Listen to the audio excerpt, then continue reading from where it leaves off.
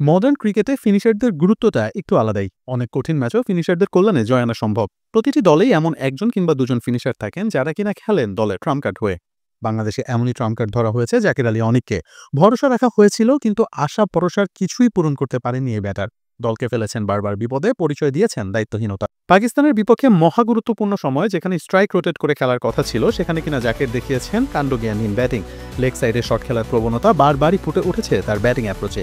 এমনকি পাকিস্তানের বিপক্ষে সাইম আইয়ুবের বল না বুঝেই চলে যান লেগ সাইডে, এরপর অফ সাইডের বল বুঝতে না পেরে আকাশে তুলে আউট।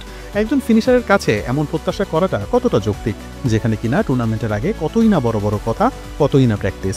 প্রায় 2 বছরের আন্তর্জাতিক ক্যারিয়ারে টি-20তে বাংলাদেশের হয়ে 2টি বড় আসর পেয়েছেন জাকের আলী অনেক। গত বছর টি-20 বিশ্বকাপ ও এবার এশিয়া কাপ। জাকেরের টি-20 ক্যারিয়ার এবং এই দুটি আসরে তার পরিসংখ্যান পাশাপাশি রাখলে অবাক হবেন যে কেউ। সর্বশেষ টি-20 বিশ্বকাপ এবং এবারের এশিয়া কাপে জাকের একটি ছক্কাও মারতে পারেননি।